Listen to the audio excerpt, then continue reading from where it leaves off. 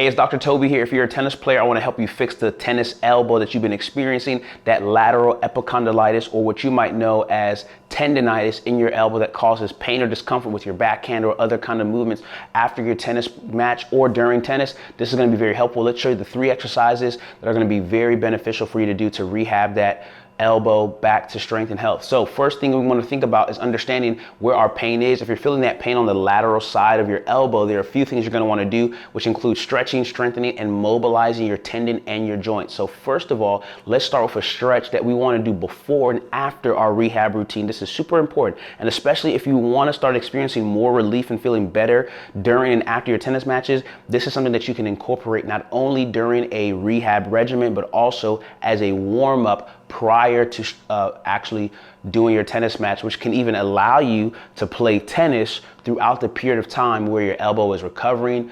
And so let's show you the first exercise. We want to stretch out that elbow. So let's say my right elbow is the problem. That's the right side where I swing or I use my tennis racket in. I'm going to stretch that out by doing this simple exercise. Arm is straight. I'm going to grab the back of my hand and I'm going to pull right there. One thing about doing this kind of stretch for about 30 seconds to 3 to 5 rounds of it. And we can also do the other side as well. So even though I may not have pain on this inner part of my elbow, I'll still want to stretch out and prepare myself to have a better tennis match because I'm nice and stretched.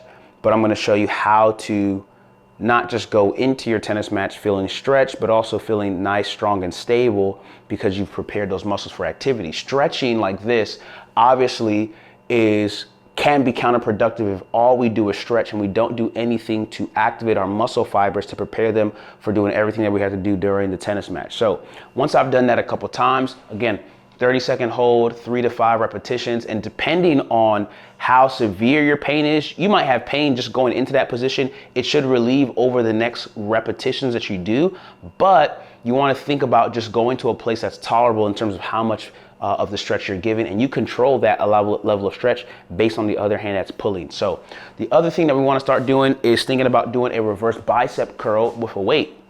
Why is this important? It's important because if you're using something like a kettlebell or a decent size weight, you're going to get some good resistance.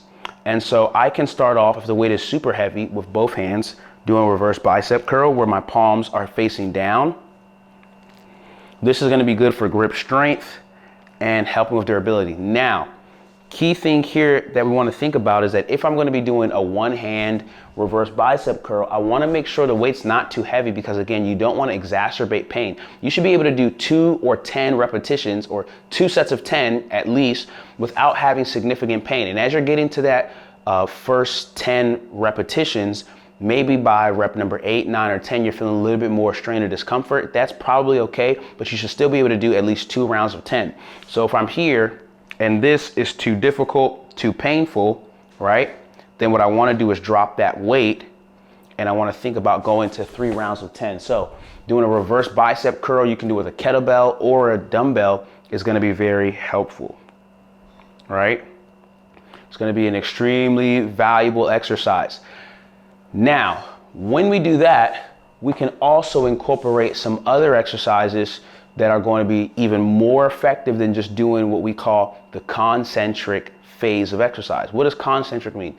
Don't be overwhelmed. Don't get frustrated or worried. I know sometimes when we listen to videos or teachings or tutorials, it can be a little bit complicated when we start hearing terms that we're not familiar with, but you know what concentric means. You just maybe don't know exactly what it looks like or what it really means. You know what it actually is. So when you're doing a bicep curl, for example, the concentric phase is where you're shortening the muscle. So this muscle is shortening and I'm building that muscle by shortening it repeatedly. Now, every time we go into a concentric phase, right, this is just that part of the exercise. This is the concentric. We've shortened the muscle. Now I'm elongating the muscle. That's the eccentric phase. When you have tendonitis, tennis elbow or golfer's elbow, right? When you have tendonitis, one of the things you're going to do to heal that tissue, to stop it from getting inflamed so frequently, is helping to improve the durability and the integrity of the tendon. And when you're going into the eccentric phase, the elongating phase of the exercise, that is going to help improve the durability of the exercise more than you just cranking out 20, 30 of these and going super fast. You actually want to go very slow when we're going into the concentric phase of the exercise. So go up and slowly lower down is going to be very helpful. And we can even start in the upward position, grab the weight and go down.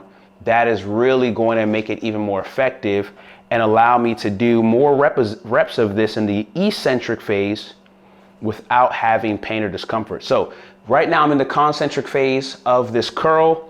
I'm going to slowly lower. I just went into the eccentric phase. Concentric there, eccentric. I'm elongating, and that's gonna help the tennis elbow significantly and substantially. Boom, just like that. I can do the same thing with a hammer curl in a hammer curl position. Hammer curl just means my thumb is up versus a bicep curl, palm is up. But what I'm gonna do here is I'm gonna grab that, slow lowering.